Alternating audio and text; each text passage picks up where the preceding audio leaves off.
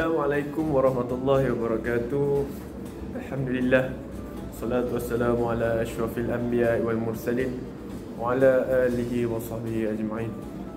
Raditu billahi rabba wa bil islam dina wa bi Muhammadin nabiyya wa rasula. Okey, hari ni untuk ceramah tausiah pada kali ni saya dengan Hifzan akan menyampaikan tajuk mengenai nuzul Al-Quran.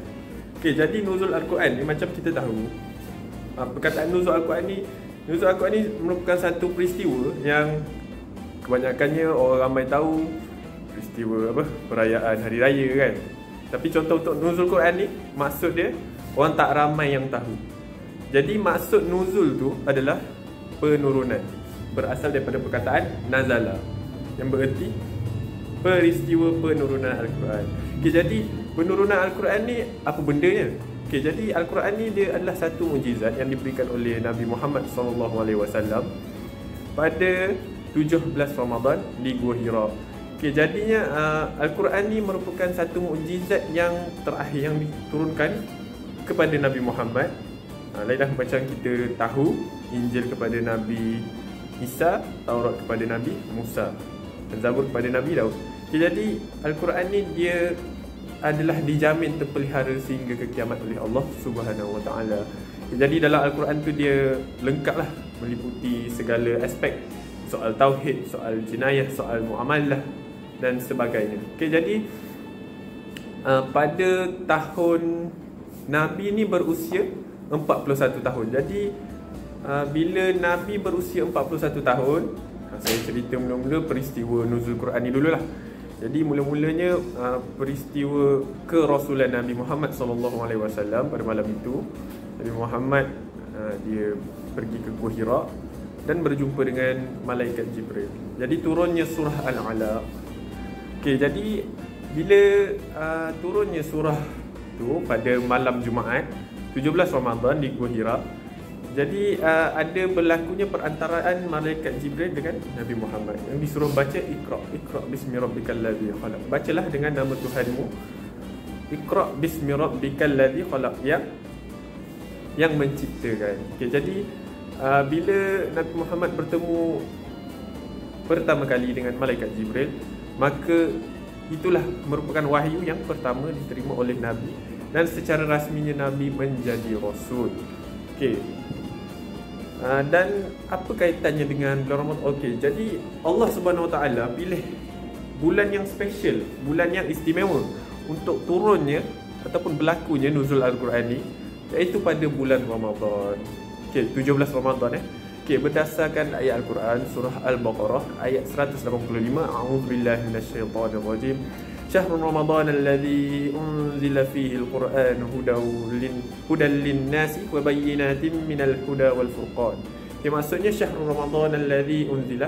Okay, maksud dia bulan Ramadan adalah bulan yang turunnya Al-Quran. Yang Al-Quran ni di mana Al-Quran ni adalah hidayah ataupun petunjuk bagi sekalian umat manusia, dan dialah yang penentu dan yang membezakan antara baik dan buruk. Al-Furqan tu maksudnya membezakan dengan yang baik, yang benar dan yang salah.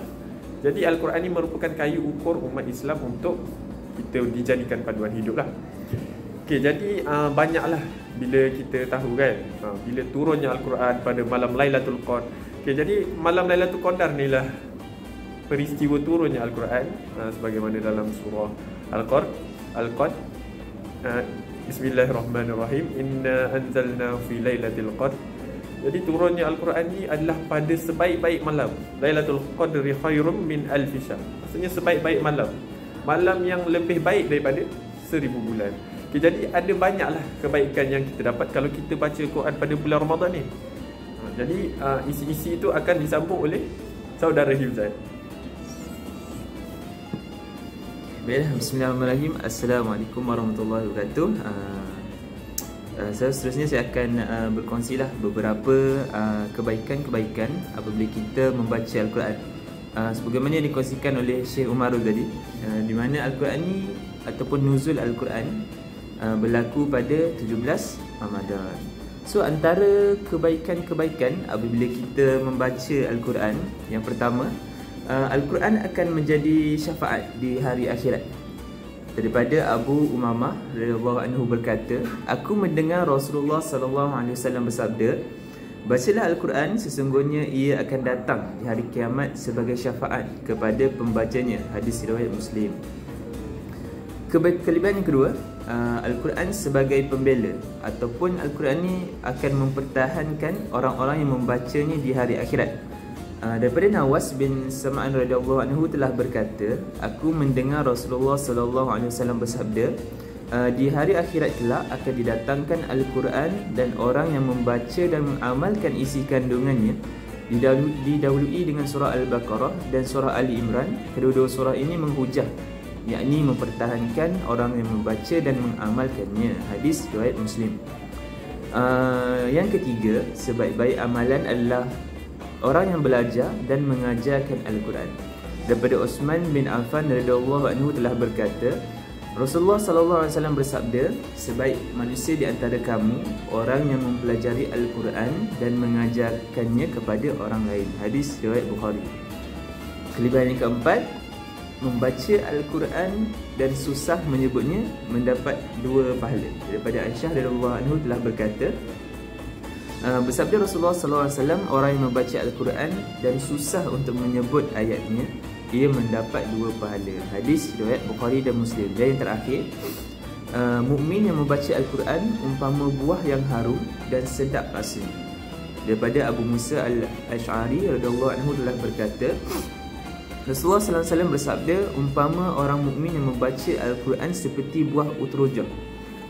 Buah utrujah ni adalah macam seperti limau yang besar lah, yang mana baunya wangi dan rasanya sedap.